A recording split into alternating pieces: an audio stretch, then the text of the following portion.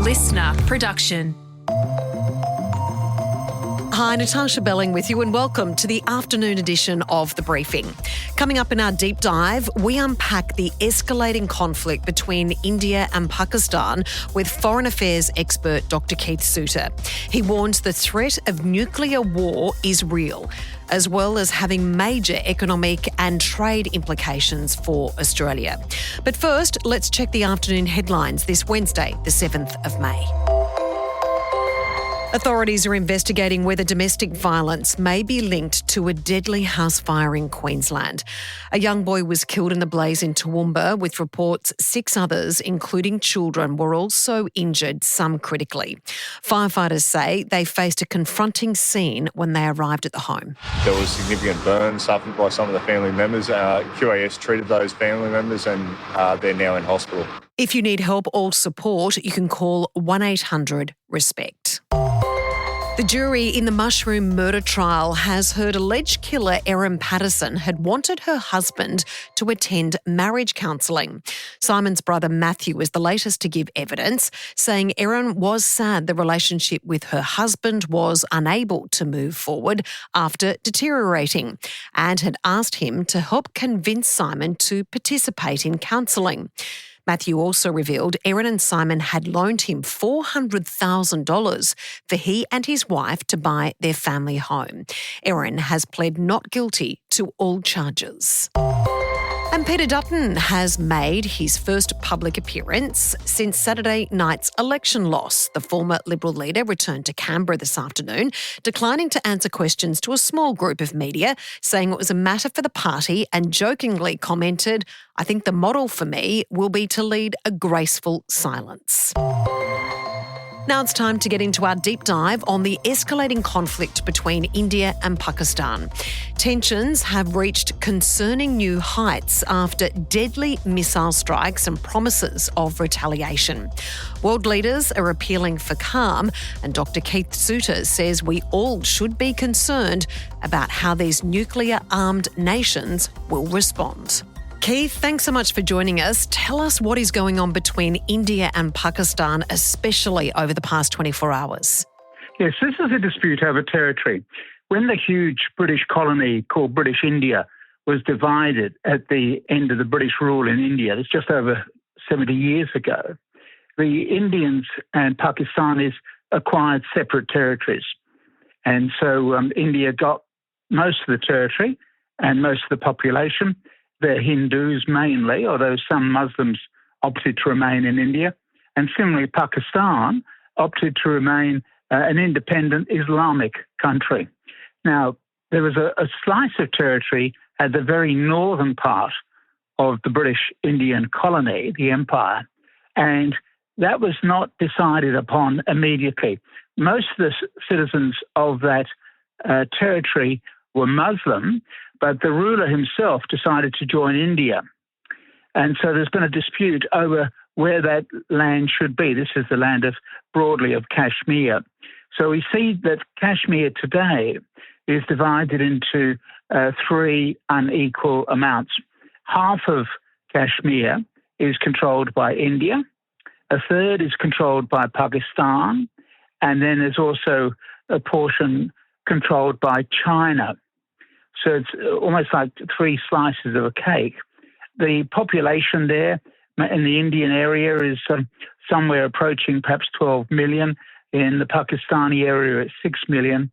And in the Chinese area, very few people because it's mainly mountainous rock and ice. So it's a territory which has been in dispute for 70-odd years. We've had India and Pakistan fight 2 wars over it.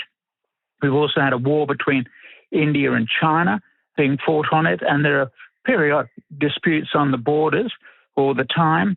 So it's a very significant piece of territory.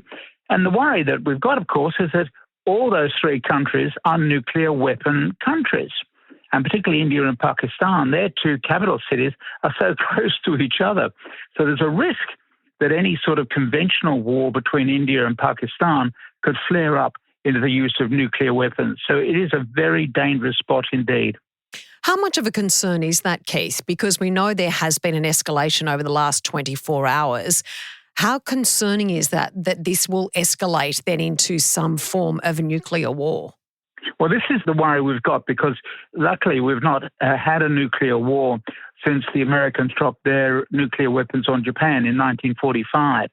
But there's always the risk that some of these conflicts will just flare up, that nobody really wants to have a war. But nonetheless, once the war gets underway, it becomes very hard to try to stop it because momentum builds up of its own accord. And that's the fear that we've got, having these nuclear weapon countries going to war against each other. There's always the risk of an accident of some sort. We know this conflict has been continuing for some, as you've just explained, some decades. Why the sudden escalation between India and Pakistan? Yeah, so last month we had a group of terrorists who killed 26 people in the Indian area of Kashmir. And the Indians claim that this is a raid that was being supported by the Pakistani intelligence service and vowed revenge. And that revenge has just been carried out in the last few hours, resulting in the death of some people in the area of Pakistan and Pakistan-administered Kashmir. Now, one could say, well, all right, okay, India, you've made your point, you've redeemed your honour, you were attacked, but now everything is back at a line ball position. So the ball is now very much in the court of Pakistan. Will Pakistan say, okay, honour has been satisfied, we're not going to take this anything further, or will they want to ramp it up again, and then we will have a conflict between India and Pakistan? So we're on a bit of a knife edge when it comes to that part of the world. We know, Keith, the United Nations spokesperson has actually called for maximum restraints on both sides. How realistic do you think that is? Well, that's what we're all hoping for, maximum restraint. The fear is that quite often a lot of foreign policy issues are actually domestic. All politics is local, as they say. And both India and Pakistan have found a value in domestic politics in having this confrontation.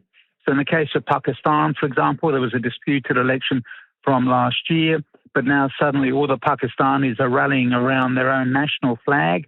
And similarly in India, the Prime Minister there is using this attack on Indian Hindus in Kashmir as a way of getting the Indians to rally around the Indian flag. So in a sense, both sides are making the most out of this terrible tragedy.